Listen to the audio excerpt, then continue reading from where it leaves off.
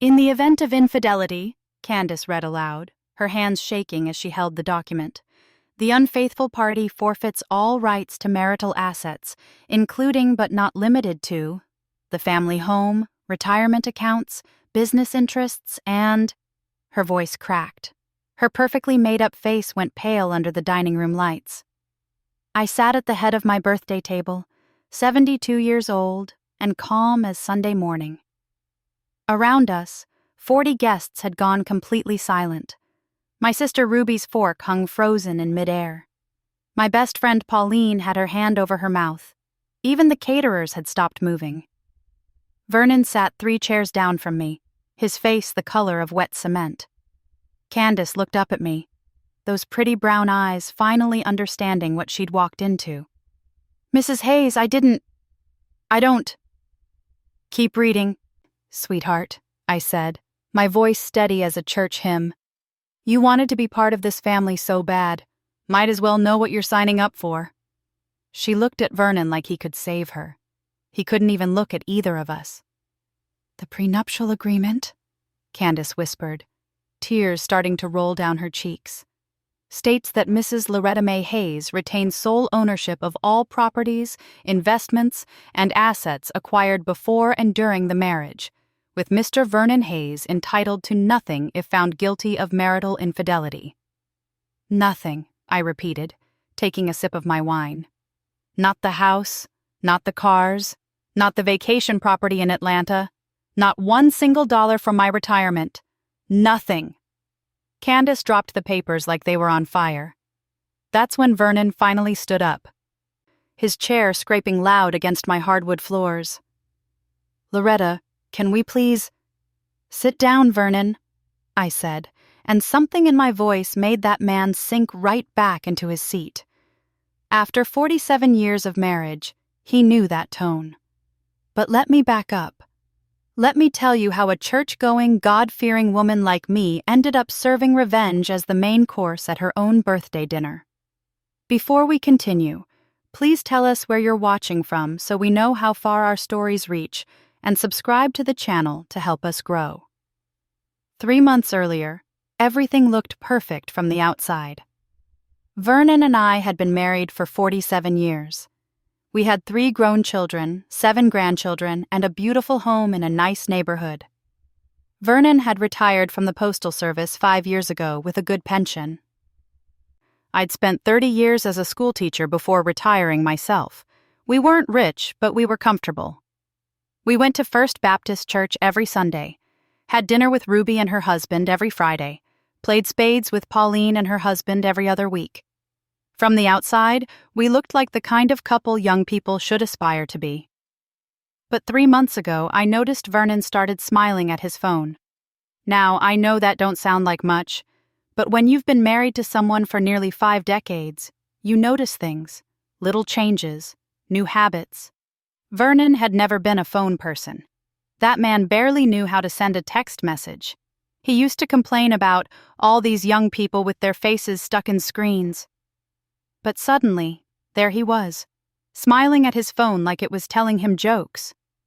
Texting with 2 thumbs like he'd been doing it his whole life, taking his phone with him everywhere, even to the bathroom. "Who you talking to so much?" I asked him one evening. We were sitting on the porch, watching the sun go down like we'd done 1,000 times before. "Just Darnell," he said, mentioning our son, "sending me videos and things." But I knew Darnell. Our youngest son sent maybe 1 text a week, usually asking if we needed anything from the store. He wasn't no conversationalist over the phone. I let it go. Didn't push, just filed it away in my mind. Then came the cologne. Vernon had worn the same Old Spice aftershave for 30 years. But one day, I smelled something different. Something expensive. Something that definitely didn't come from the drugstore. "New cologne?" I asked, casual-like. "Oh, Darnell gave it to me for my birthday," he said. Vernon's birthday had been 4 months ago. Then there were the trips to the store that took 2 hours. The errands that couldn't be explained. The way he started dressing nicer to go to the gym. A gym he'd been going to for 10 years in the same raggedy sweatpants. I'm not a fool, I've lived too long and seen too much to play dumb. So one Tuesday afternoon, when Vernon said he was going to help his friend Lloyd with some yard work, I did something I never thought I'd do. I followed him. I borrowed Pauline's car because Vernon would recognize mine. I felt like a character in one of those detective shows my granddaughter watches. Felt silly, too. Part of me hoped I was wrong. Hoped I'd follow him to Lloyd's house and feel stupid for doubting my husband of 47 years. But Vernon didn't go to Lloyd's house. He went to an apartment complex on the other side of town, a nice one, with a pool and fancy gates. He used a code to get in, like he'd been there before. Like he belonged there. I parked down the street and waited.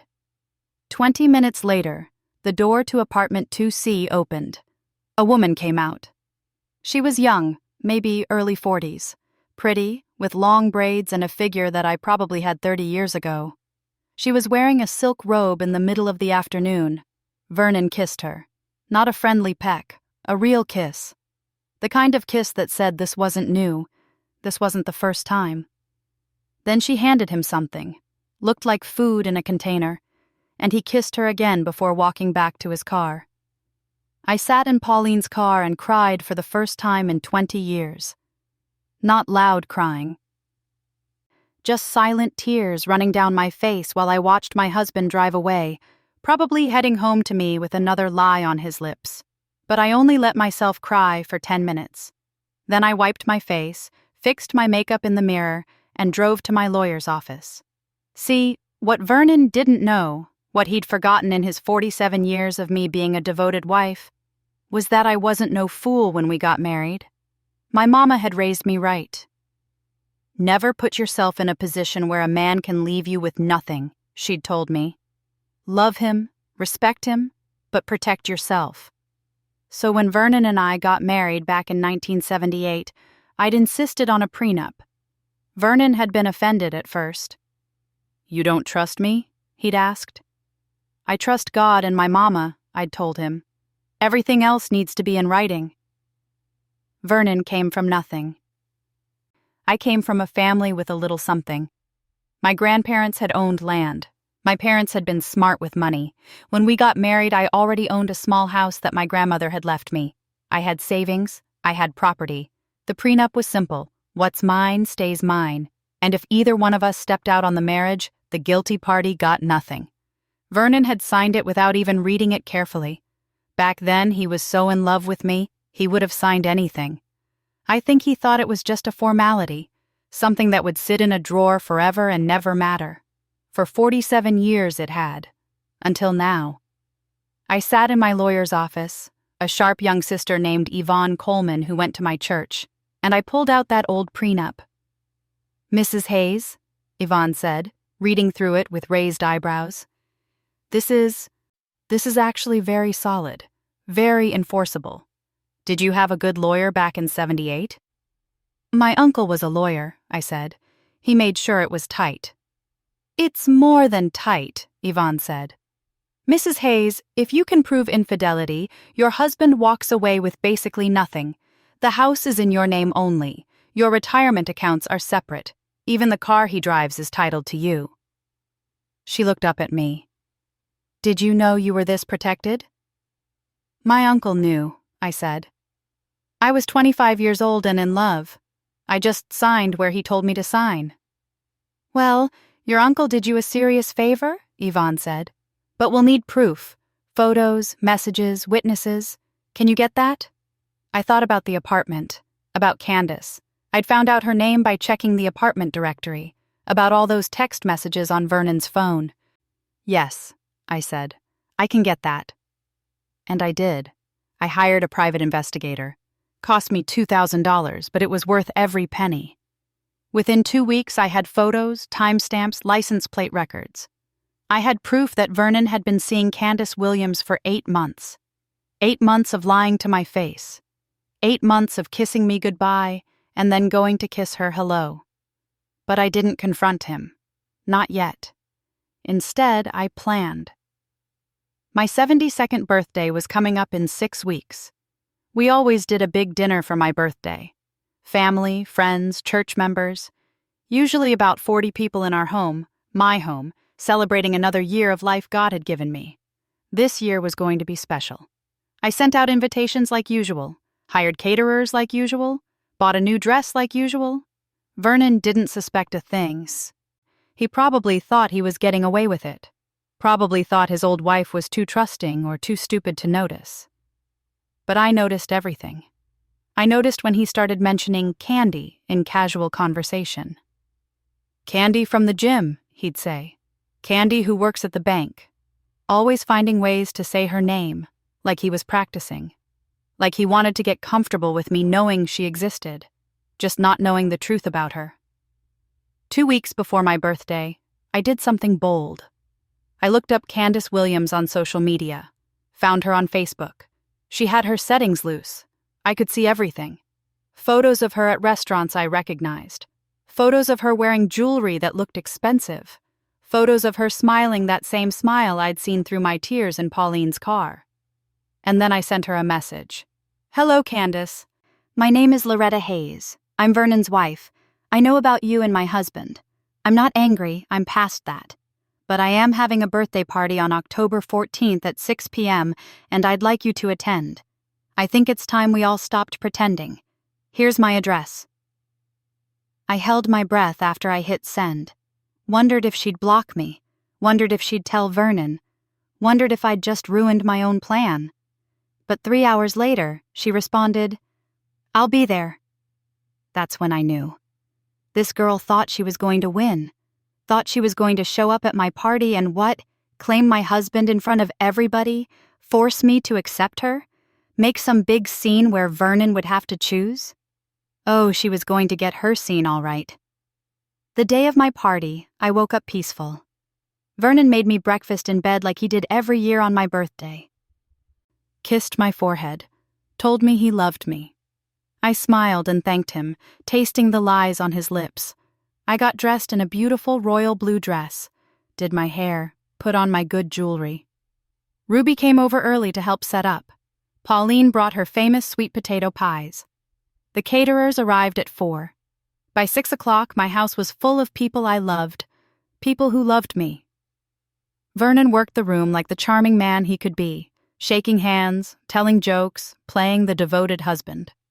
At 6:30, the doorbell rang. Vernon went to answer it. I watched from across the room as he opened the door and his face went from friendly to frozen. Candace stood there in a tight red dress, looking like she'd dressed for a nightclub instead of a birthday dinner. Vernon, she said, loud enough for people nearby to hear. Surprise. People started turning. Started noticing. Ruby grabbed my arm. Loretta, who is that? That, I said calmly, is Candace, Vernon's friend. I walked toward the door. Vernon looked like he wanted to die. Candace looked confused, probably wondering why I wasn't angry yet. Candace, I said, my voice warm as Sunday morning. Thank you so much for coming. Please, come in. There's someone I'd like you to meet. I led her through my house, through the crowd of confused guests, right to the dining room. Right to the table where I'd placed a manila envelope at the head seat. Vernon, I called out. Come join us, honey. He followed like a man walking to his own execution. That's when I picked up the envelope and pulled out the prenup. Candace, I said, handing it to her. Since you want to be part of this family so badly, I thought you should know what you're getting into. Would you mind reading this out loud? My eyes aren't what they used to be. And that's how we ended up here.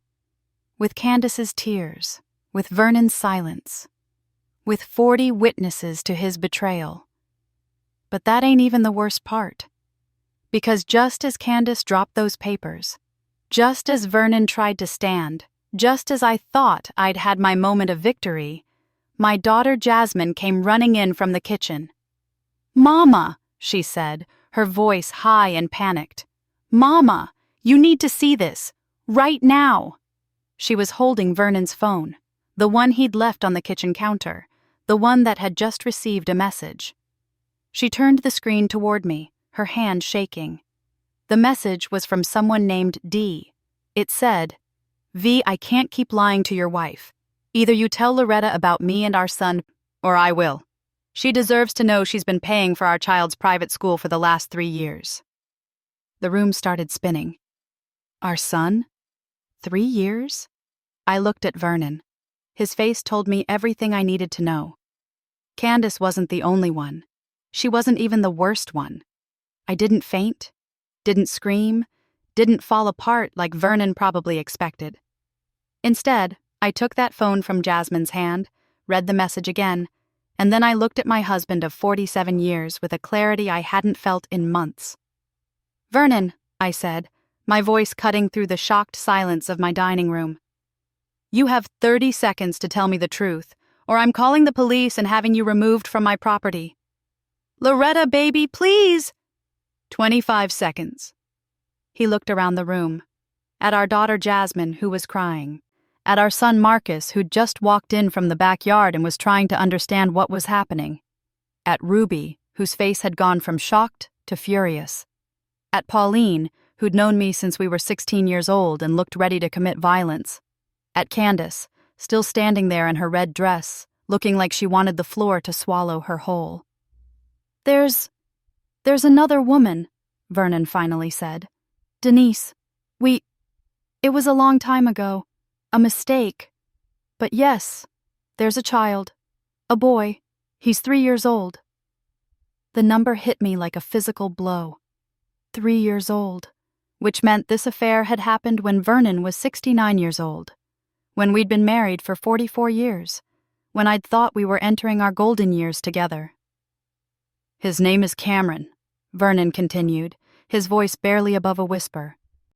"I've been helping with his expenses, his school, with my money," I said. Each word felt like ice.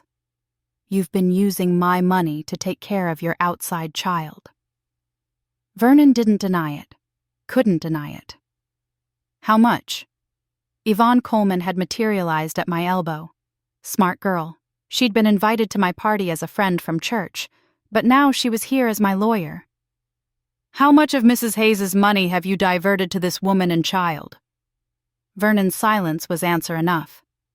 "I'll subpoena your bank records," Yvonne said, pulling out her phone. "But it'll be easier if you just tell us now." "About 40,000, Vernon mumbled. "Over 3 years." Someone gasped. Might have been Ruby. Might have been me. I couldn't tell anymore. $40,000. Money I'd saved teaching school for 30 years. Money I'd been careful with. Invested wisely, planned to leave for my grandchildren. Money Vernon had been steadily stealing to fund his secret life. "Everybody out," Ruby announced suddenly, her voice sharp and commanding. "Except family and Yvonne. The rest of y'all, thank you for coming, but this party is over." People started moving. Some looked relieved to escape. Others looked disappointed to miss the drama. The caterers began packing up quietly. Within 15 minutes, my house had cleared except for my sister, my 3 children, Pauline, Yvonne, Vernon, and Candace. "You too," I said to Candace. "This don't concern you." "But I thought," she started. "You thought wrong," I said, my voice flat. "You were a distraction, a symptom, but you ain't the disease. Go on home." She looked at Vernon one last time. He wouldn't look at her. She left crying. And I felt nothing. Not satisfaction, not pity, nothing. Once she was gone, I sat back down at the head of my table. My birthday cake sat in the middle, untouched. 72 candles waiting to be lit. "Talk," I said to Vernon. "And I want all of it. Every detail, every lie, every dollar. Because so help me God, if I find out you're still hiding something, you won't just lose this house. I will make it my mission to ensure you lose everything, including your dignity."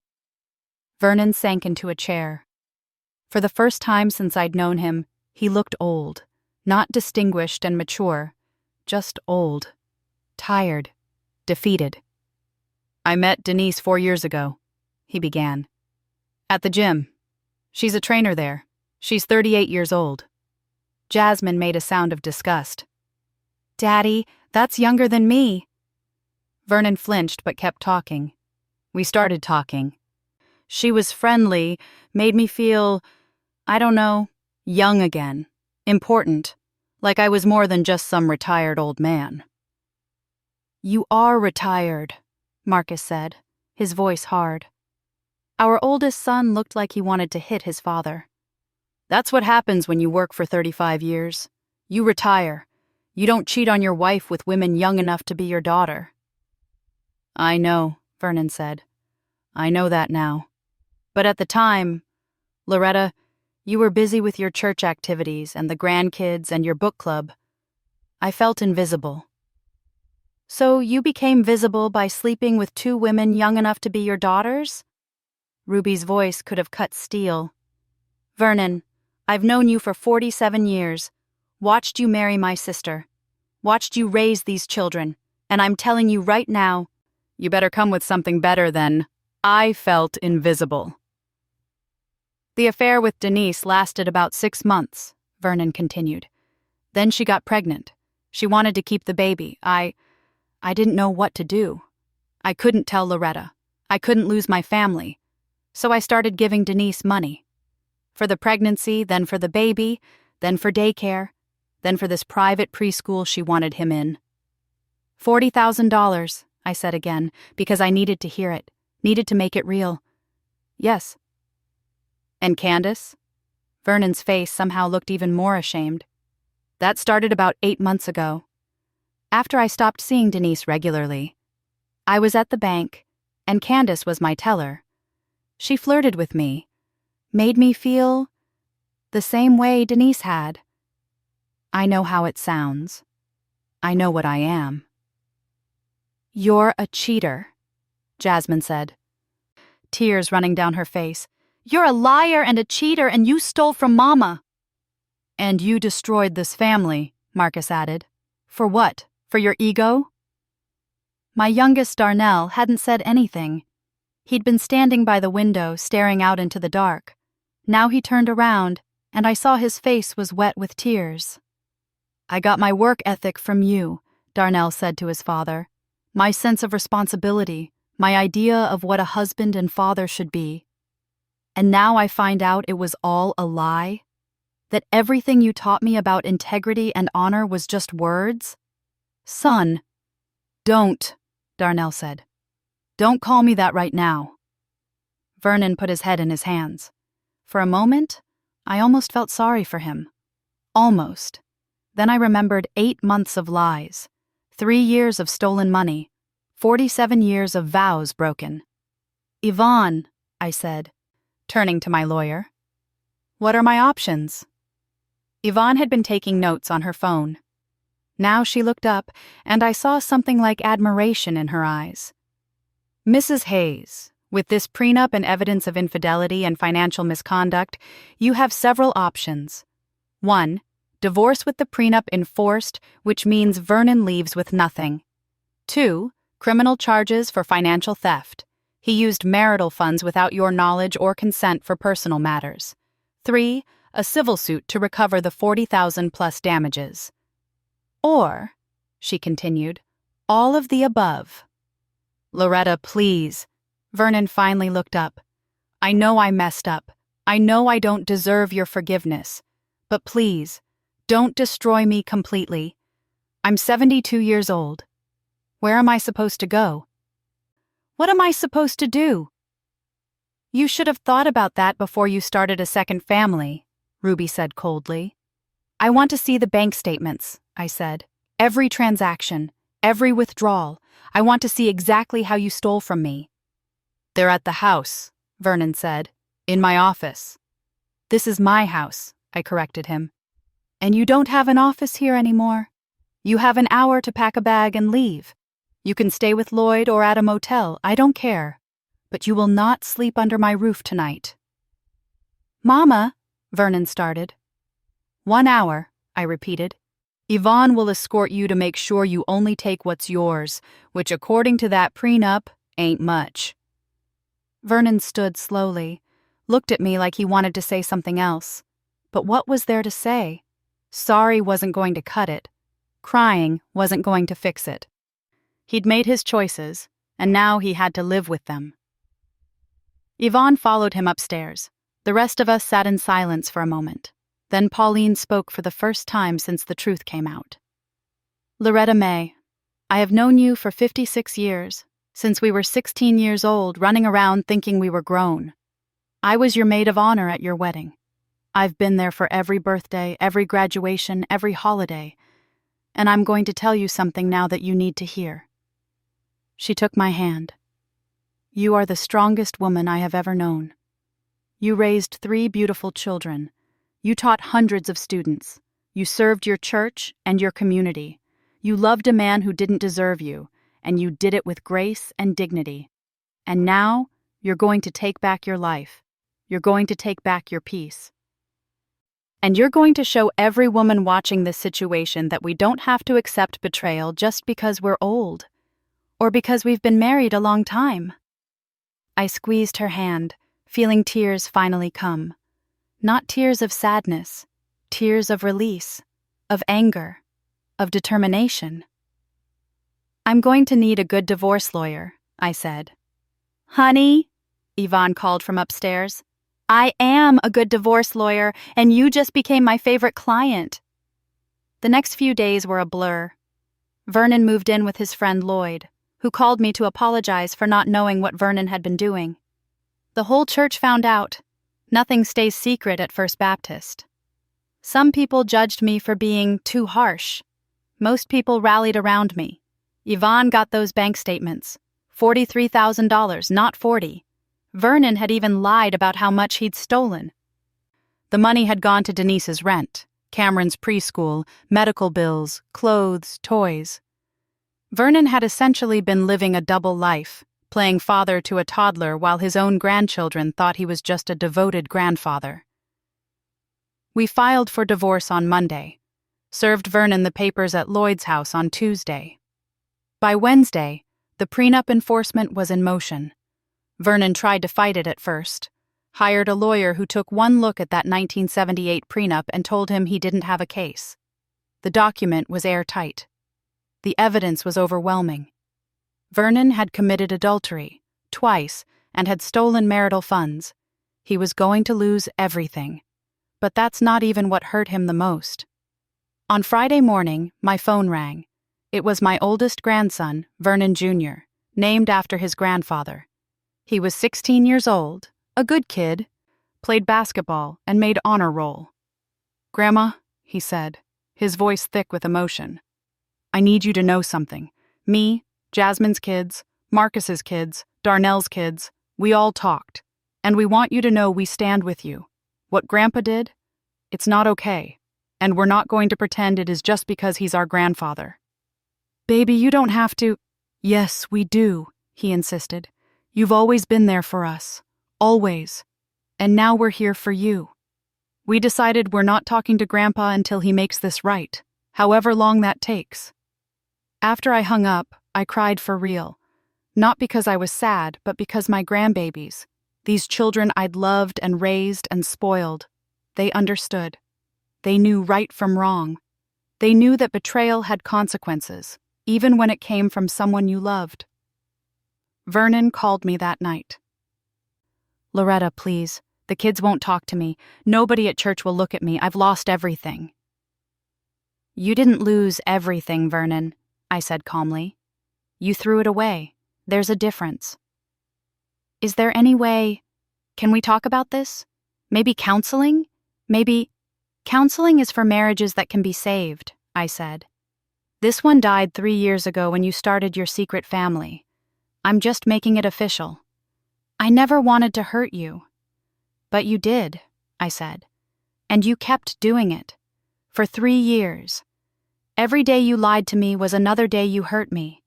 Every dollar you stole was another betrayal.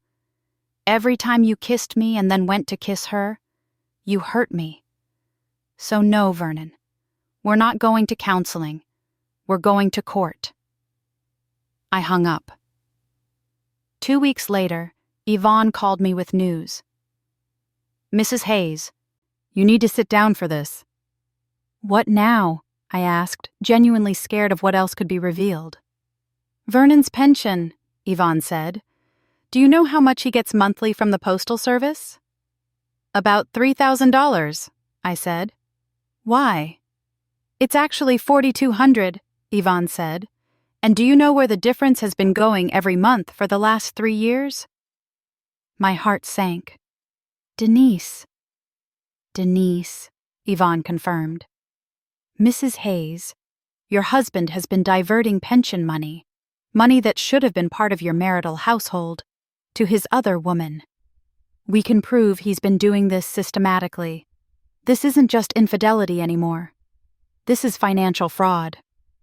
How much total? I asked. Including the bank withdrawals and the diverted pension payments. We're looking at close to $70,000 over 3 years. $70,000. Almost enough to pay off my house. Enough to set up college funds for my grandchildren. Enough to travel, to live comfortably, to enjoy my retirement. Instead, it had gone to fund Vernon's midlife crisis. What can we do? I asked. We can demand full restitution, Yvonne said. We can sue for damages. We can make sure Vernon spends the rest of his retirement paying you back every penny. Do it, I said without hesitation. All of it. That Sunday, I walked into First Baptist Church with my head held high. Some people whispered, some people stared. But when I walked down that aisle to my usual pew, something beautiful happened. Ruby stood up and walked over to sit with me. Then Pauline. Then Jasmine with her kids. Then Marcus with his family. Then Darnell. Then women from my book club. Then women from the choir. Then people I barely knew but who understood what it meant to stand with someone who'd been wronged. By the time Pastor Williams started his sermon, I was surrounded by love, by support, by people who reminded me that Vernon's betrayal didn't define me. After church, Pastor Williams asked to speak with me privately. In his office, he closed the door and sat down heavily. Sister Loretta, he said, I need to tell you something, and I need you to hear it from me before you hear it anywhere else. My stomach dropped. What is it, Pastor? Vernon came to see me 3 days ago, Pastor Williams said. He wanted to know if the church could help mediate between you two. If we could encourage you to be more forgiving. More understanding of his mistakes. I felt my blood pressure rising. I told him no, Pastor Williams continued. I told him that what he did wasn't a mistake. It was a series of deliberate choices spanning years. I told him that forgiveness doesn't mean allowing yourself to be abused. And I told him that if he wanted redemption, he needed to start by being honest, making restitution, and accepting the consequences of his actions. Thank you, Pastor, I said, feeling emotion well up. But that's not all, Pastor Williams said, his face grave. Sister Loretta, Vernon also asked me to talk to the church board about taking up a collection for him.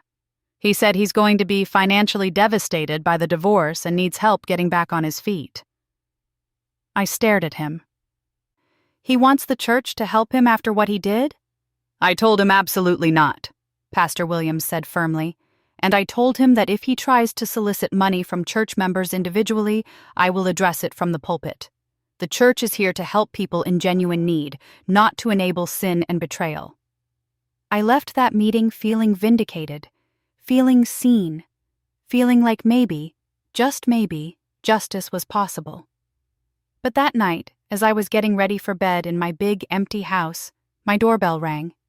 It was 10:47 p.m. Nobody came by that late. I looked through the peephole and froze. Standing on my porch was a young woman I'd never seen before. She was black, maybe mid-30s, holding a little girl's hand. The child looked about 5 years old. I opened the door with the chain still on. Can I help you? Mrs. Hayes? The woman said.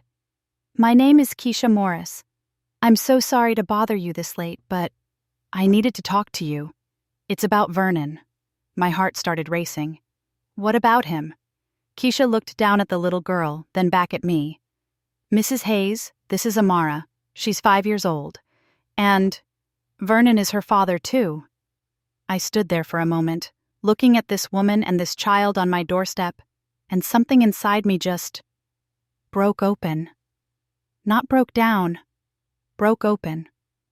Like a dam that had been holding back years of strength I didn't know I had. "Come in," I said, unlocking the chain. Keisha looked surprised. "Are you sure?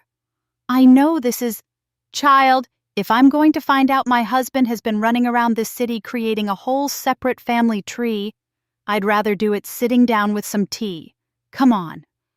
I led them to my kitchen, put on the kettle, got some cookies for the little girl, Amara, who sat at my table with big, curious eyes. She had Vernon's nose. I could see it clear as day. "How old are you, baby?" I asked her gently. 5.5, she said proudly, holding up her fingers. 5.5, which meant Vernon had gotten Keisha pregnant about 6 years ago, when he was 66, when we'd been married for 41 years, before Cameron, before Denise, before Candace. "Mrs. Hayes," Keisha began, her hands wrapped around the mug of tea I'd given her. "I didn't know Vernon was married when we met. I swear to God, I didn't know." "How'd you meet?" "At the VA hospital," she said. "I'm a nurse there. Vernon came in for a checkup, and we started talking. He told me he was a widower, that his wife had passed away 2 years before. He seemed so sad, so lonely. I felt sorry for him." I closed my eyes. A widower. Vernon had killed me off in his lies. "We dated for about 4 months," Keisha continued. "Then I got pregnant. Vernon seemed happy at first. Talked about us getting married, starting over. But then he started pulling away. Said he needed time, that it was too soon after his wife's death. I believed him because I wanted to." "When did you find out the truth?" 2 weeks ago, Keisha said, tears starting to fall. "Amara needed to go to the dentist. I asked Vernon to take her because I had to work. He said no, said it was too risky. When I pressed him, he finally admitted that he wasn't a widower, that you were very much alive, that he'd been lying to me for 6 years. 6 years, I repeated. 6 years of paying for this child's expenses, 6 years of sneaking around, 6 years of lies." "I was so angry," Keisha said. "So hurt. I told him I was going to tell you. He begged me not to. Said it would destroy you, that you had a weak heart and the shock might kill you." She looked at me. "But you don't look like you have a weak heart, Mrs. Hayes." "I don't," I said. "I got a strong heart. Been through too much in 72 years not to. When I heard about what happened at your birthday party, the church ladies' talk and word spreads, I knew I had to come tell you myself. You deserve to know the whole truth." I looked at little Amara, who was eating her 3rd cookie and humming to herself, completely unaware that her world was about to change. "How much has Vernon been giving you?" I asked. "About $800 a month," Keisha said. "For Amara's expenses, daycare, clothes, food. It's not much, but it helps. $800 a month for 6 years. That was another $57,000. Plus the $70,000 for Denise and Cameron. Vernon had stolen over $125,000 from me. I sat back in my chair and laughed. Not a happy laugh, a laugh of pure disbelief, of amazement at the audacity, at the sheer scope of Vernon's deception. "Mrs. Hayes?" Keisha looked worried. "Are you okay?" "Child, I don't know what okay is anymore," I said. "But I do know this. You and this baby are innocent in all of this. Vernon lied to you same as he lied to me. And I'm not going to punish you for his sins." Keisha started crying harder. "I'm so sorry. If I had known—" "I know," I said, reaching across the table to hold her hand. "I know you would have done different. But we can't change the past. We can only deal with what's in front of us now." After Keisha and Amara left, I got her number and promised to stay in touch. I called Yvonne. I didn't care that it was almost midnight. "Mrs. Hayes?" Yvonne answered, alert. "What's wrong?" "There's another one," I said. "Another woman. Another child. 6 years old this time." Silence on the other end. Then, "You've got to be kidding me." "I wish I was." "Mrs. Hayes, I need you to do something for me," Yvonne said, her voice taking on that sharp lawyer tone. "I need you to write down everything Keisha told you, every detail, every dollar amount, every date you can remember, because we're not just going to court anymore. We're going to war." The divorce hearing was set for 3 weeks later. In that time, Yvonne worked like a woman possessed. She got bank records going back 7 years. She tracked down every withdrawal, every suspicious transaction, every diverted pension payment. The number kept growing. Between Denise and Cameron, Keisha and Amara, and Candace, who it turned out Vernon had been buying expensive gifts for, we were looking at over $135,000 of my money spent on his affairs. But Yvonne found something else. Something that made even her, a seasoned divorce lawyer, gasp when she discovered it. Vernon had taken out a loan against our house. My house. The house my grandmother had left me. The house that was in my name only. He'd forged my signature and taken out a $30,000 home equity loan. "Mrs. Hayes," Yvonne said when she showed me the documents, "this isn't just financial infidelity anymore. This is fraud. This is forgery. This is criminal. Can we press charges?" "We absolutely can," Yvonne said, "and we absolutely should. Vernon needs to understand that there are real consequences for what he's done." The morning of the hearing, I dressed in my best suit. Ruby and Pauline came with me. So did all 3 of my children. So did Yvonne, carrying 3 briefcases full of evidence. Vernon showed up with his lawyer, a tired-looking man who kept glancing at the mountain of evidence with despair. Judge Patricia Morrison presided. She was a black woman in her 50s, known for being fair but firm. When she read through the preliminary documents, her eyebrows went up. "Mr. Hayes," she said, looking at Vernon over her glasses, "I've been on the bench for 23 years. I've seen a lot of things. But I have never seen a case quite like this one." Vernon's lawyer stood. "Your Honor, my client acknowledges that he made mistakes." "Mistakes?" Judge Morrison interrupted. "Counselor, mistakes are forgetting an anniversary or leaving the toilet seat up. Your client conducted multiple affairs, fathered at least 2 children outside his marriage." "3, Your Honor," Yvonne corrected, standing. "We discovered a 3rd child just last week." Judge Morrison's expression hardened. 3 children.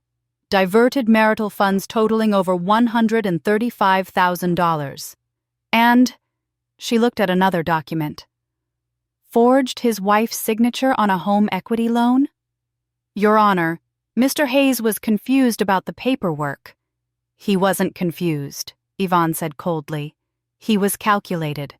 Every action Mr. Hayes took was deliberate, systematic, and designed to hide his infidelity while using Mrs. Hayes's money to fund his other families." Judge Morrison looked at Vernon.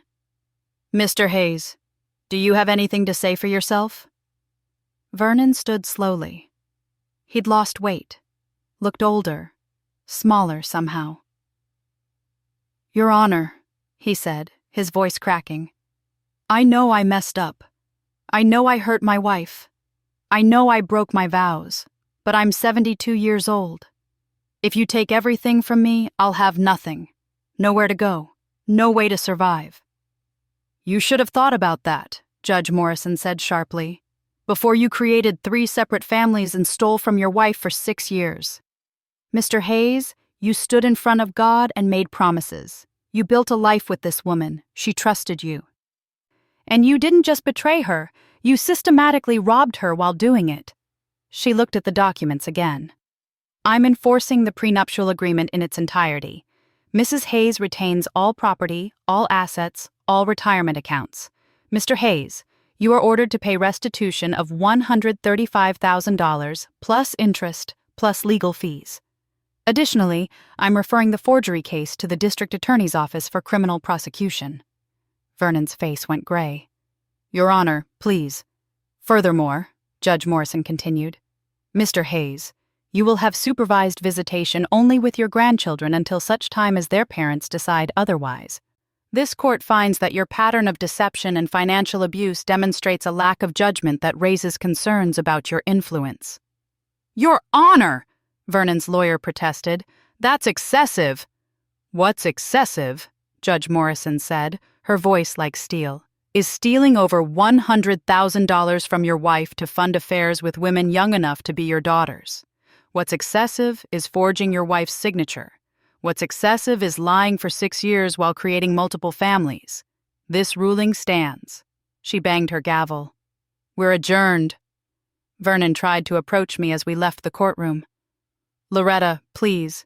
Can we just talk? No, I said simply. We have nothing to talk about, Vernon. You made your choices. Now live with them. Marcus stepped between us. Dad, you need to leave Mom alone. You've done enough. Vernon looked at his son, our oldest boy, the one who'd been named after him, and I saw something break in Vernon's face. The realization that he'd lost his children too, that they weren't going to forgive him just because he was their father. I love you all, Vernon said, his voice breaking. I know you don't believe me, but I do. Love is a verb, Dad, Jasmine said quietly. It's not just a feeling, it's actions. And your actions showed us exactly how much you loved us, which is less than you loved yourself. We walked away, left Vernon standing in that courthouse hallway, finally alone with his choices. Outside, the sun was shining. It was a beautiful November day, cool but bright. Mama, Darnell said, what do you need? What can we do? Baby, I need to breathe, I said. For the first time in 6 months, I need to just breathe. Yvonne hugged me. Mrs. Hayes, you were amazing in there. Strong, dignified. Everything he wasn't. I learned from the best, I said, thinking of my mama, my grandmother, all the strong black women who'd taught me that you could be soft and still be steel. The next few months were a process. Vernon filed for bankruptcy, claiming he couldn't pay the restitution. The judge denied it, instead garnishing his pension until every penny was repaid. It would take him years. He'd be paying me back until he was nearly 80 years old.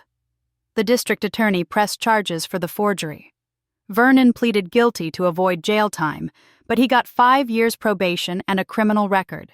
He had to move in with his brother in Florida. Couldn't afford to stay in town. Couldn't face the community anyway. I kept in touch with Keisha and little Amara, also reached out to Denise and Cameron. These children didn't ask to be born into this mess. They deserved better. And while I wasn't going to play grandma to them, that was too much to ask, I made sure they knew I didn't blame them. Ruby and Pauline helped me redecorate my house. Out went all of Vernon's things. Out went the pictures of us together. Out went 47 years of memories that turned out to be half lies. In came new paint colors, new furniture, a new beginning. My children were amazing. They checked on me daily, brought the grandkids by, reminded me that Vernon's betrayal didn't define me or my legacy. Vernon Jr., my oldest grandson, started coming by every Sunday after church, just to sit with me, to let me know I wasn't alone. Grandma, he said one Sunday, I know what Grandpa did hurt you, but I want you to know something. Watching you handle this, watching you stand up for yourself and demand respect, that taught me more about strength than anything Grandpa ever said. I hugged that boy and cried. Good tears this time. 6 months after the divorce was finalized, I was sitting on my porch when Pauline pulled up. Get in, she said. We're going somewhere. Where? It's a surprise. She drove us to a community center across town. Inside, there was a meeting happening. About 20 women, all different ages, all black, sitting in a circle. This is a support group, Pauline explained, for women going through or recovering from divorce after long marriages. I thought you might want to share your story. I looked at these women, saw pain in their faces, saw strength too. Saw myself reflected back in their eyes. "Hi," I said, sitting down. "My name is Loretta, and 6 months ago I found out my husband of 47 years had been cheating on me for 6 years with 3 different women and had stolen over $100,000 from me." The women listened, asked questions, shared their own stories. By the end of the meeting, I felt lighter. Not healed, healing takes time, but lighter. I started going every week, eventually started co-leading the group, helping other women understand their rights, their worth, their power.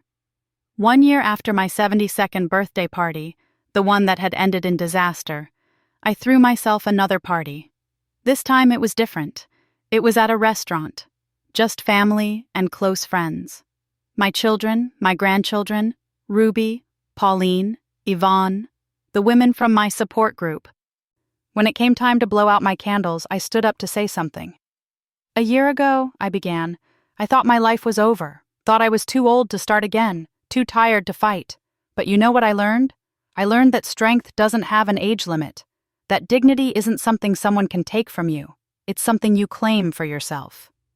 That being alone is better than being with someone who doesn't value you." I looked around at all these beautiful faces. I learned that family isn't always blood. Sometimes it's the people who show up when you need them most. Sometimes it's the women who sit in a circle every Thursday night and remind each other that they're worthy of love and respect. "I'm 73 years old today," I continued. "And for the first time in a long time, I'm free. Free from lies. Free from betrayal. Free to be exactly who I want to be." I blew out my candles to thunderous applause. Later that night, as I was getting ready for bed in my house, my beautiful, peaceful Vernon-free house, my phone buzzed. It was a text from an unknown number. "Mrs. Hayes, this is Keisha. Just wanted to tell you that Amara asked about you today. Asked if you were her grandma." I didn't know what to say. "But I wanted you to know that even though Vernon messed everything up, you've shown me what grace looks like. Thank you for not hating me. Thank you for being kind. You didn't have to be." I sat there for a long moment. Then I texted back. "Tell Amara that family is complicated, but kindness never is. She's welcome to visit sometime if you'd like. No pressure, but the door is open." Because that's what I learned through all of this. That Vernon's sins weren't mine to carry. That those children deserved better than being abandoned because of their father's mistakes. That I could set boundaries and still show grace. That at 73 years old, I could still choose who I wanted to be. And I chose to be free. I chose to be at peace. I chose to be exactly who my mama and grandmother raised me to be. A strong black woman who doesn't let anyone, not even a husband of 47 years, diminish her light. The restitution money started coming in. Every month, a portion of Vernon's pension was deposited into my account. I used some of it to set up a scholarship fund at my old school, the Loretta Mae Hayes Scholarship for Young Women, for girls who needed to know that education was their ticket to independence. That they should never put themselves in a position where someone else controlled their future. I used some to travel. Went to Africa with Ruby, something we'd always talked about but never done. Went to Paris with Pauline. Went to Martha's Vineyard with my daughters and granddaughters for a girls' trip. I lived. And every time that restitution money hit my account, I smiled, because it was a monthly reminder that justice was real. That bad actions had consequences, that 73 wasn't too old to reclaim your life. Vernon called once, about 8 months after the divorce. I almost didn't answer, but something made me pick up. "Loretta," he said. His voice sounded old, defeated. I wanted to say I'm sorry. I know it doesn't change anything, but I needed you to hear it." "Thank you for saying that, Vernon," I said. And I meant it. Not because I forgave him. Forgiveness was a process, and I wasn't there yet. but because I'd learned that you could acknowledge someone's pain without taking it on as your own. Do you think? He hesitated. Do you think there's any chance? No, I said gently but firmly. There's no chance, Vernon. That chapter is closed. I understand, he said quietly. For what it's worth, you deserved better. I know, I said. And now I have it. I hung up and went back to my book, my tea, my peaceful evening in my beautiful home. At 73, I finally understood what my grandmother used to say. Baby, sometimes the best revenge is living well, is being happy, is showing the world that what broke you didn't keep you broken. I wasn't broken anymore. I was free. Thanks for listening. Don't forget to subscribe and feel free to share your story in the comments. Your voice matters.